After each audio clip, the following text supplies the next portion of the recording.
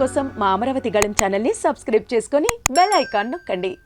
ఏపీలో ఇటీవల జరిగిన సార్వత్రిక ఎన్నికల్లో వైసీపీ ఘోర పరాజయం మూటగట్టుకున్న సంగతి తెలిసిందే.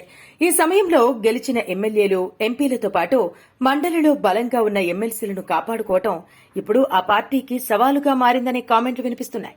ప్రలోభాలకు లొంగొద్దు, కేసులకు బెదరొద్దు అంటూ జగన్ ఇప్పటికే ఈ విషయంపై స్పందించిన సంగతి తెలిసిందే.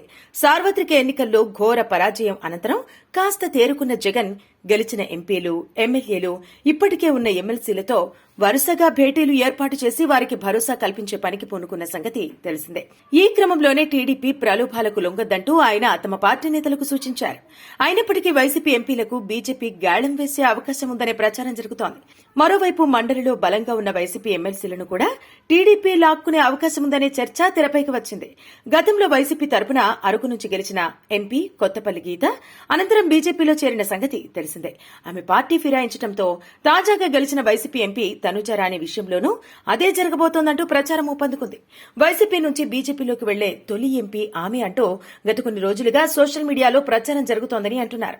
ఈ నేపథ్యంలో అరకు ఎంపీ తనుజారాణి స్పందిస్తూ ఈ ప్రచారాలపై క్లారిటీ ఇచ్చారు.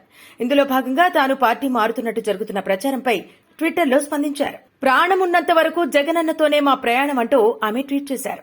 దీంతో ఆమె పార్టీ మారబోవటం లేదని, వైసీపీలోనే కొనసాగుతానని చెప్పకనే చెప్పినట్టయిందని అంటున్నారు.